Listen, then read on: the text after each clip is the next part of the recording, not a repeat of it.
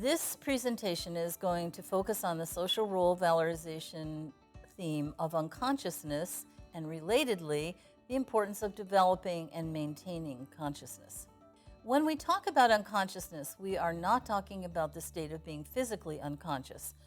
Rather, we're talking about the mental state of being uninformed or unaware. The part of mental life that really doesn't ordinarily enter our awareness, but, and this is very important, the part of our mental life which informs how we see things and what we do.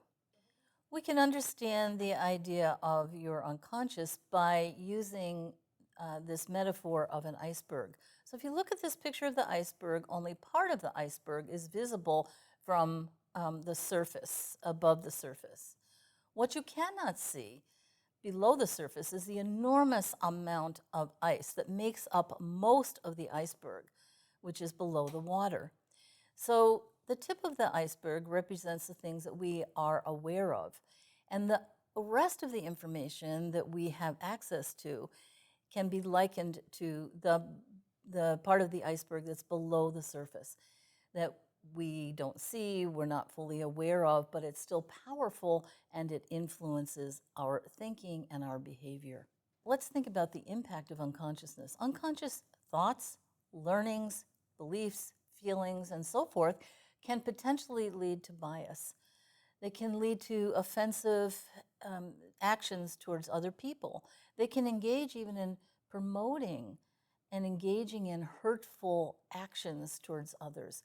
They can promote fear and anger and aggression without even awareness of what is being done and why it's being done. What is the root cause of our actions?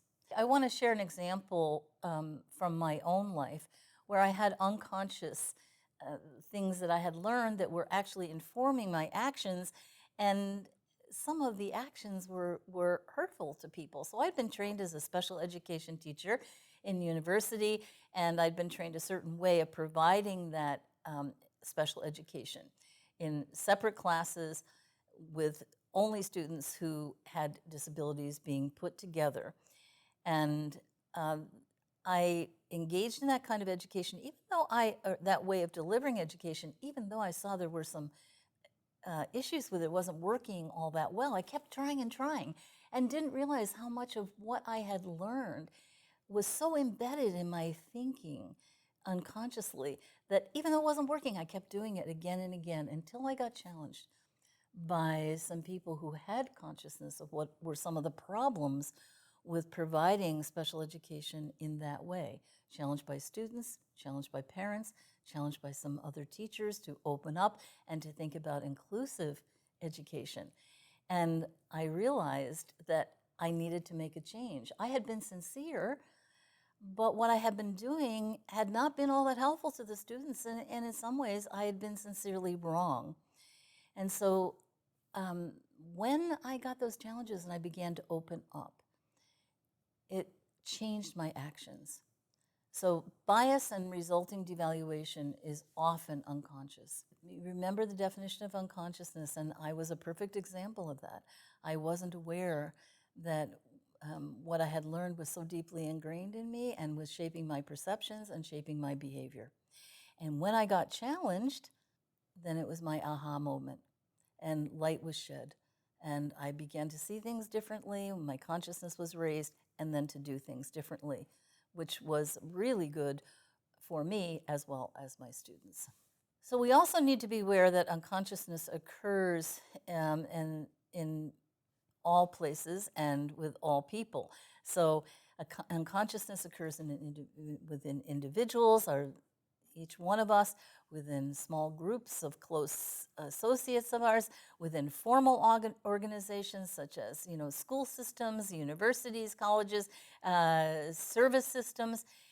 Unconsciousness occurs across community organizations and even across whole societies and within societies. And knowing that, I think we can safely assume that there's unconsciousness that's present within inclusive post-secondary education. Maybe there is unconsciousness about the vision of inclusive post-secondary education, about what it can be. Maybe there's unconsciousness about how some of the things that we are doing are falling short. Maybe there's unconsciousness of how we can improve and do things better. So, a question that many people ask me when I'm sharing this information is, well, why? Why is there so much unconsciousness? And we'll offer some brief ideas here. One is it's just part of our human nature. That honestly, on just the level of being a human being and having limitations, we can't perceive everything around us and be conscious of it all. Much more of what goes into our minds goes into the unconscious part of our minds, and we don't even know it's there. It's just part of human nature. Secondly, a lot of what we learn without even knowing that we learned it. So here's an example I want to share with you, which always has made this clear to me. So my daughter went to a very large high school for a while, where there were about 960 students. And in that school, it was a very busy school, as you might imagine. In that school, there was one classroom for students with intellectual disabilities. That classroom was located on a hallway all by itself. There were no other classrooms on that hallway. The students always stayed in the classroom.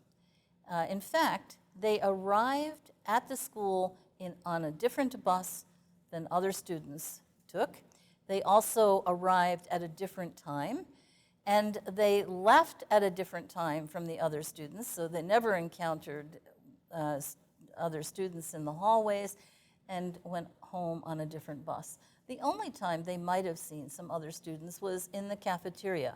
And then again, they could see other students but not really engage with them because they were instructed to sit at a table all together, that one classroom of students.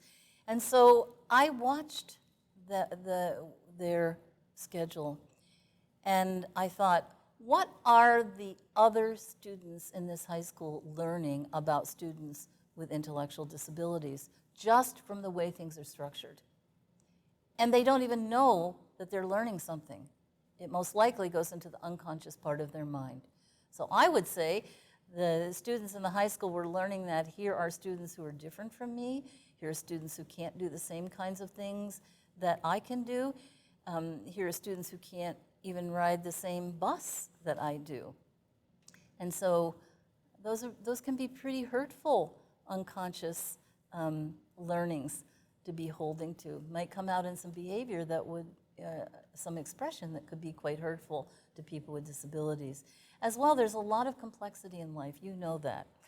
And most times when human beings are confronted with a lot of complexity, it gets overwhelming. So you may have been in a situation where there's such complex dynamics and people are trying to share the dynamics with you. And you get to the point where you say, wait, it's too much information. Just tell me, is it this way or is it this way? And typically when we get overwhelmed with complexity, that's kind of what we do. We want one way or the other. And that means that we shut out a lot of other options. It's between this way or that way. And we oftentimes are unconscious about what we've shut out. And lastly, all societies everywhere throughout history have put pressure on the members of that society to conform. And so we don't realize that oftentimes that pressure is being put on us, and we oftentimes don't realize that we're conforming. We're not aware that we're conforming, and maybe conforming to beliefs that are not consistent with what we think we believe, and engaging in actions that we don't know come from our unconscious thoughts. So now let's relate this idea of unconsciousness to inclusive post-secondary education. Here would be some examples of things that you might see. So we, in a previous presentation, have talked about the negative stereotypes and the bias that come from those stereotypes of students with disabilities. And so here are some practices you might have seen. That students with disabilities in inclusive post-secondary education are physically present in classes of all kinds, engaging in and physically present in social life, but not really participating or engaging. So kind of sitting on the sidelines. Students with and without disabilities are engaging with one another, but not in typical natural kinds of ways. That the engagement is forced. I'm thinking of one example that I encountered where a friend program had been set up by, quote, friend program, by one of the initiatives to match students with disabilities and students without disabilities to be friends with each other on campus. Well, that's very unnatural. And who knows exactly what that practice comes, what kind of belief that practice comes from, but it might be that students with disabilities and even students without disabilities are just not able to come together and develop relationships without, kind of professional matching. Another way that you might see unconsciousness informing practice would be when, professors are positive about students with disabilities being in class, but they don't require that the students do any of the work, or any of the assignments, or take the tests and so forth that are part of the coursework.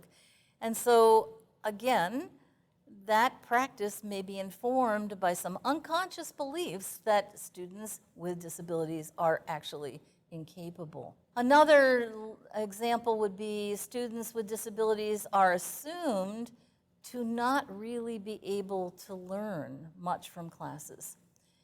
And so while the students may be present, but again, there's not much engagement with the students as a result of perhaps the unconscious belief that, well, it's good for the students to be there, but how much are they really going to get out of it? And in fact, I'll tell you, oftentimes families and professionals will say to me, is this really a good idea, inclusive post-secondary education? Like, what is the student with a disability going to get out of this? So in contrast, we can think about a number of areas, and I just want to remind you of two areas that it's really important to have consciousness of that can really inform our actions. The first one is, again, something that we did talk about in a previous presentation, but I want to just remind you of it, is having awareness of the culturally valued analog. And so what is the culturally valued analog?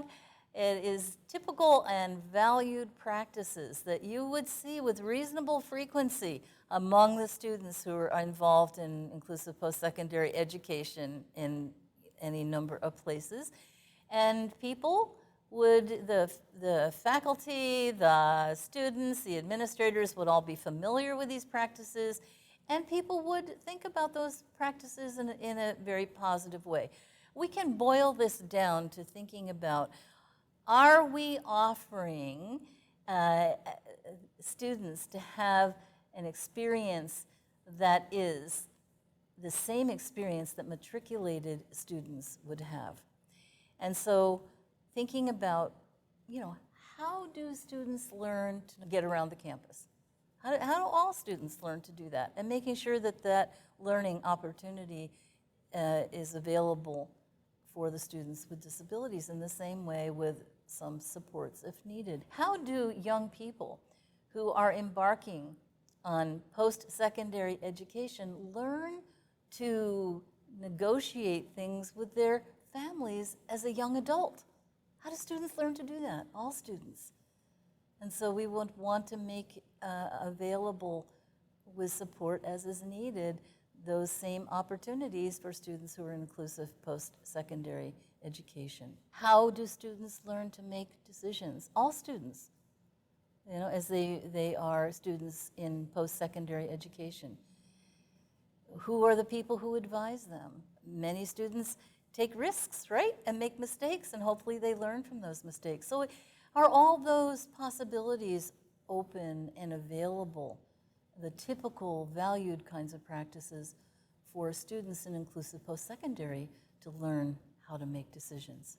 The second piece of information that I want to remind you of, that it's very helpful if we are maintaining consciousness and awareness about, is what we talked about in a previous presentation around devaluation, bias, and the resulting hurtful experiences that can be perpetrated upon people.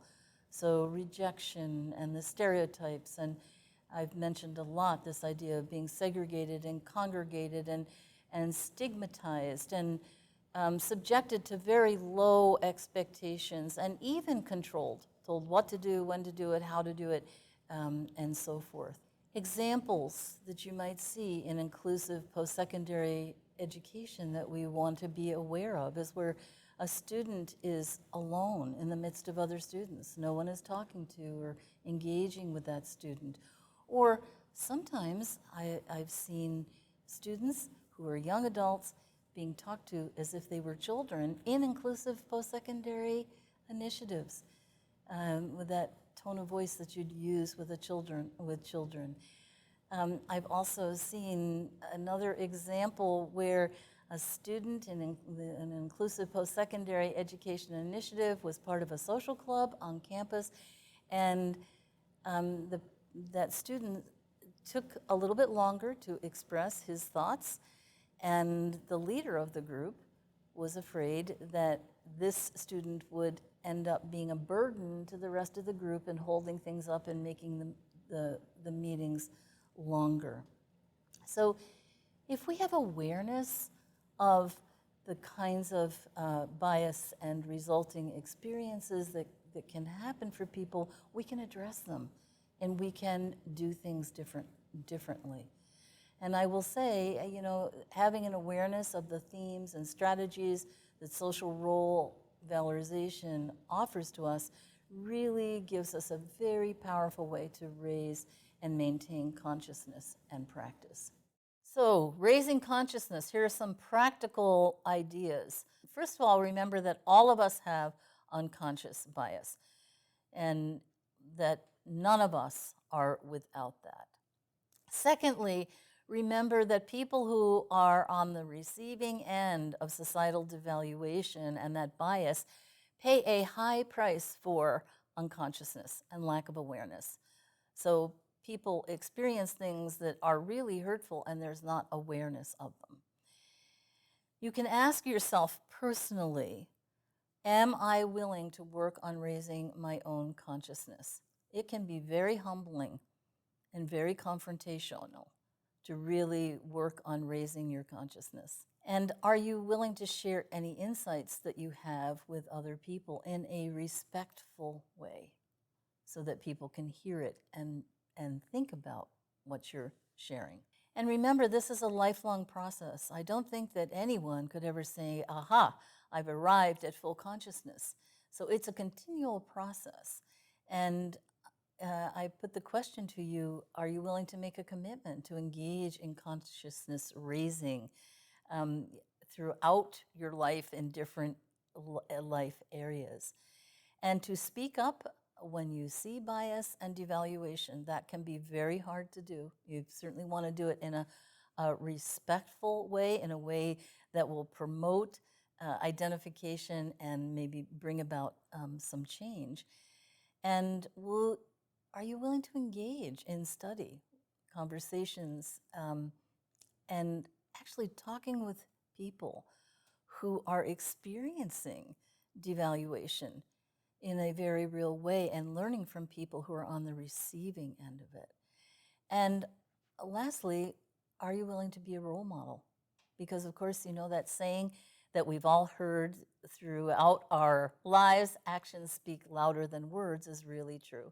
And oftentimes you can accomplish a lot of consciousness raising through your actions. You can make the commitment.